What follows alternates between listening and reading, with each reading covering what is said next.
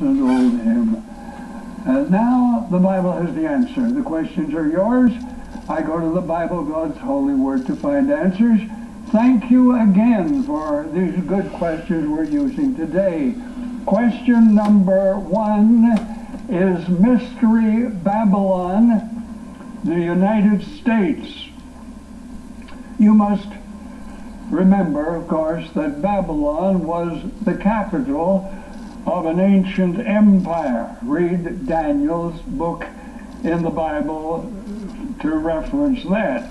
However, in Revelation chapter 17 and verse 5, we read about Mystery Babylon the Great, the mother of harlots and abominations of the earth. It is referring to Satan's realm, the powers of darkness that persecute believers and are opposed to God and His church.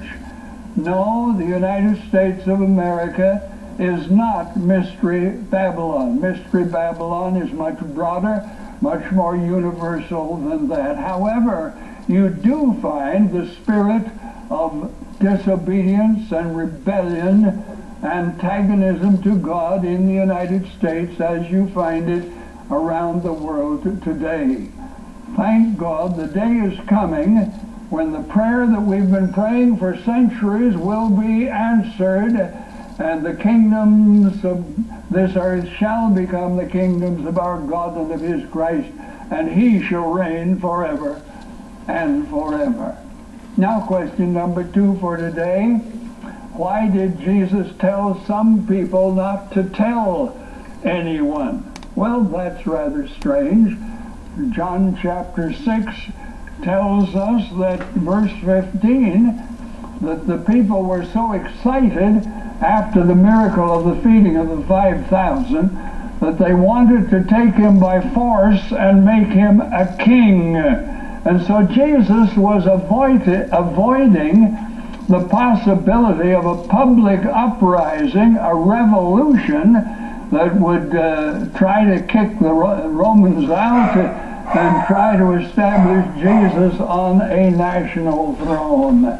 Jesus was avoiding that, and so He said, don't publish my miracles. There were other times when Jesus told people to go and share the good news of Christ's power with their world.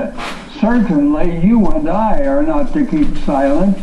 The word to us is go into all the world and preach the gospel to every creature.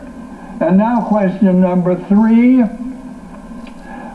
When were angels created, and how will we judge them? Well, we are not told when the angels were created. From the earliest references in the Bible, and I'm referring now to Job chapter 38, verse 9, the morning stars sang together at creation. I take that to be a reference to angels. They were there on hand before the world was even created. Now, Satan was a cherub who was high up in the echelons of the angelic world. Isaiah chapter 14 says that he coveted God's throne, and he led a third of the angels in rebellion against God. We don't know when the angels were created. We do know that the Bible tells us that we, Christians, will judge angels. Hebrews chapter 1 says that they are servants to those who are the heirs of salvation, and apparently that situation will continue into the eternity to come, when our position will be still above the angels. Thank you so much for these good questions. I trust the answers have been a blessing. If you have a question you'd like me to use on the Bible as the answer, please write it out, send it to me. I'll be pleased to hear from you. I'll get to your question on the air just as quickly as I can. And when you write, all the address you need is simply Faith to Live By, Box 426, Winnipeg, Manitoba, R3C2H6. Rick now, reminding you of the glorious privilege of being a friend to Jesus.